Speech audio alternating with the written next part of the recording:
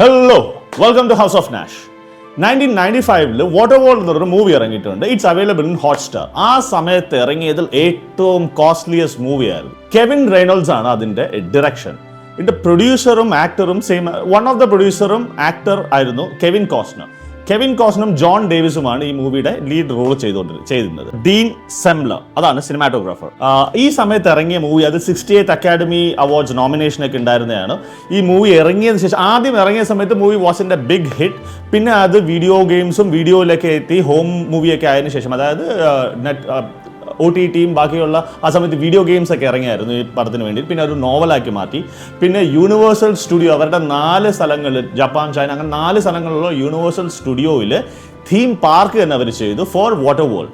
പേര് പോലെ തന്നെ അത് കംപ്ലീറ്റ് വെള്ളത്തിൻ്റെ ചുറ്റിപ്പറ്റി നടക്കുന്നത്. ദ മറൈനർ എന്നാണ് ആൻറ്റി ഹീറോ തന്നെയാണ് ആൻറ്റി ഹീറോ. ദ മറൈനർ എന്നാണ് കെവിൻ കോസ്റ്റ്നറിൻ്റെ പേര്. അതിനകത്ത് വേറെ പേരില്ല, ദ മറൈനർ എന്നാണ് പേര്. പുള്ളിയുടെ ഒരു പായ്ക്കപ്പൽ പോലത്തെ ഒരു സാധനമാണ്. പായ്ക്കപ്പൽ തന്നെ ഉണ്ട്. അതിൽ ലോകം മൊത്തം കറങ്ങിയെടുക്കുക. കടലിൽ കംപ്ലീറ്റ് ഫുൾ ടൈം വെള്ളത്തിൽ തന്നെ കറങ്ങിയെടുക്കുക എന്നുള്ള സാധനം. ഭയങ്കര ലാവിഷ്ലി ഡൺ, നല്ല ബ്യൂട്ടിഫുള്ളി ഡൺ, നല്ല രസകരമായിട്ട് ആ സമയത്ത് പോസ്റ്റ് അപ്പോക്കലിപ്റ്റാണ് കാണിച്ചിരിക്കുന്നത്.